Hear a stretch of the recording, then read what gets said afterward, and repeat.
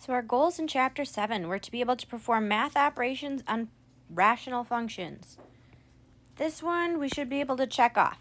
Right? We might not be perfect at it yet, need a little bit more practice yet, but we've gone through all of that stuff. So now we want to look at the next part, which is solving rational equations.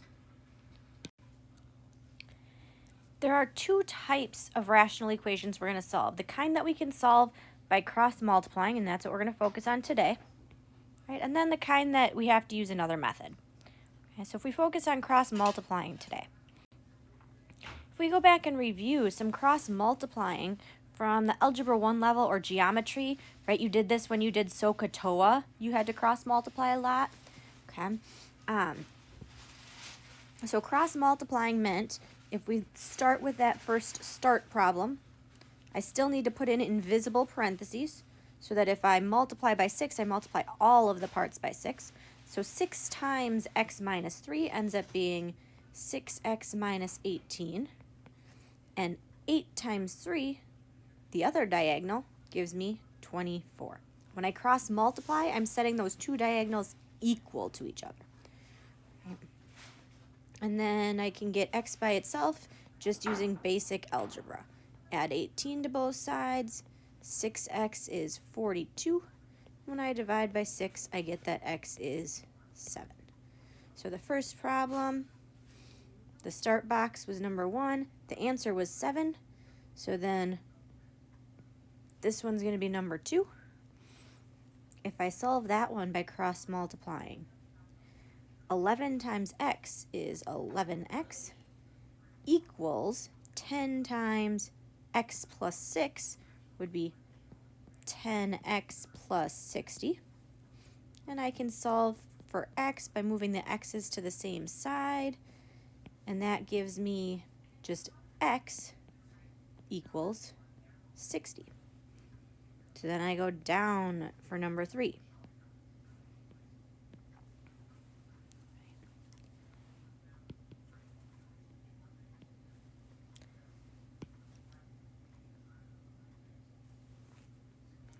Two times the group x minus 4 ends up being, so this was number 3, 2x minus 8, and 9 times 10 is 90. I can add 8 to both sides. 2x is 98, and when I divide by 2, that means x is 40. So I'm going to the right for number 4.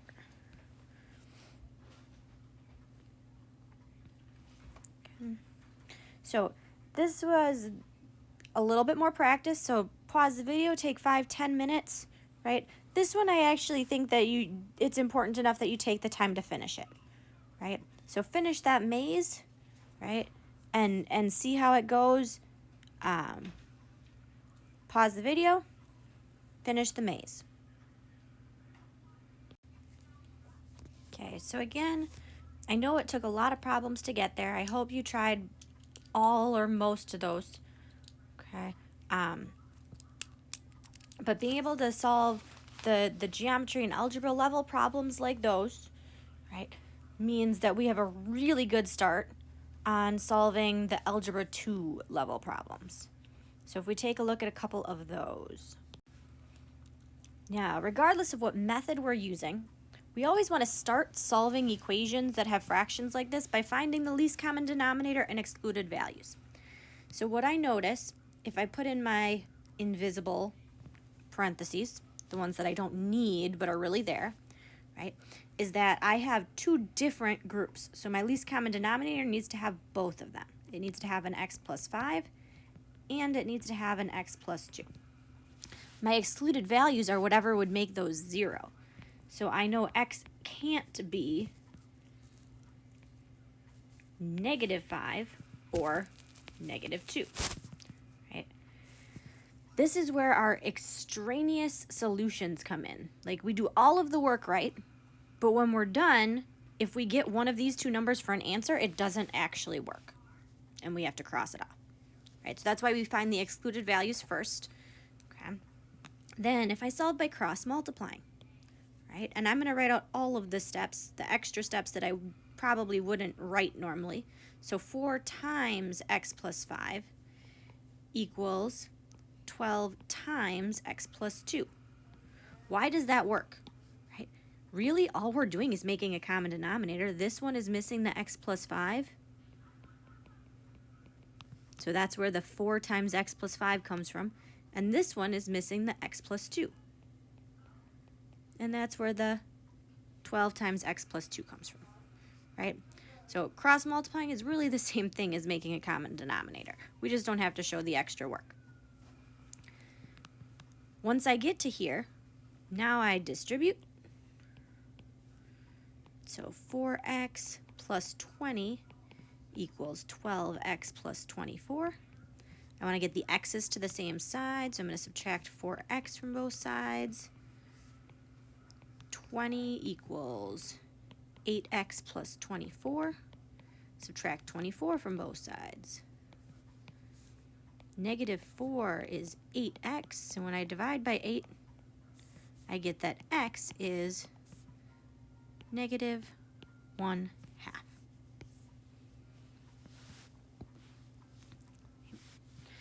I could take the time to plug negative 1/2 back in for x on both sides and make sure I get the same decimal.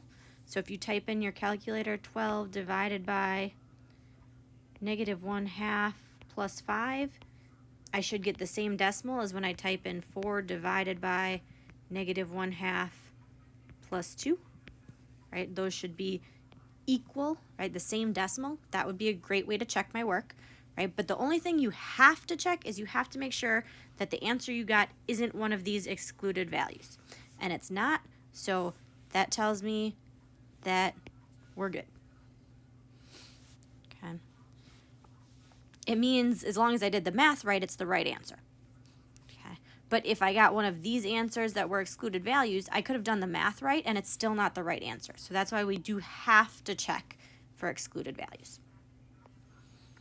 One more example, cross multiplying. So this wasn't any different than that maze, right? But the next one is. So a lot of the things we did in Algebra 2 took things from Algebra 1 and took them one step further. And that's what this is doing here. Because when I cross multiply here, I have to do a little bit more algebra, right? So I have x times x minus 1 and 2x plus 7 times x minus 5. Before I go any further, I'm going to find that least common denominator. It has to have a 2x plus 7.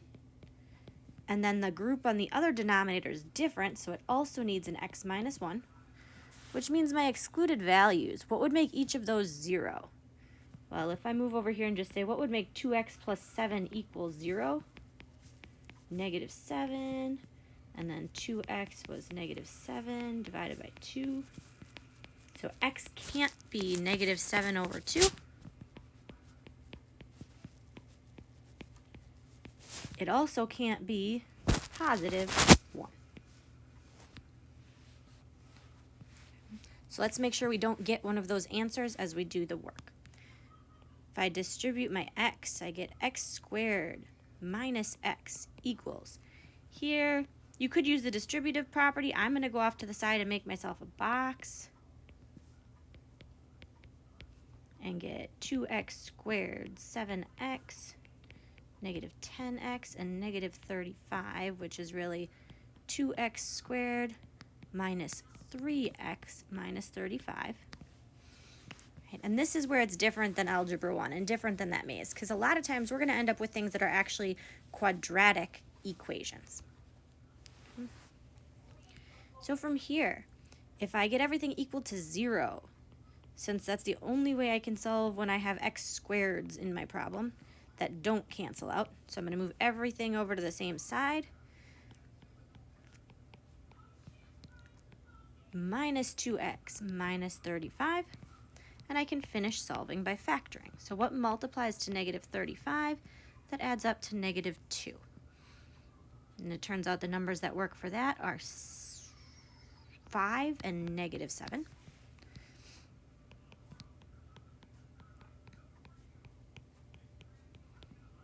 And my solutions then are x equals -5 and x equals 7. But then I just check, am I allowed to get both of those? -5 is okay and 7 is okay. Right? Neither of them are excluded values, so I'm allowed to get them for answers. That doesn't necessarily mean they're right. I would have to plug one at a time in for x and go through that whole thing to check to make sure they're right. But -5 and 7 are both things I'm allowed to get for answers, so I'm just going to assume I'm right. So the last thing I'd like you to do for today is to turn and try practice problems number 1 and number 2, right, from the practice. Okay. Again, sending me a picture of the work you did today, the notes, and those 2 practice problems. Okay. But just those 2 practice problems, okay, and then we are good for today. So keep asking questions if you have them. Otherwise, keep up the good work.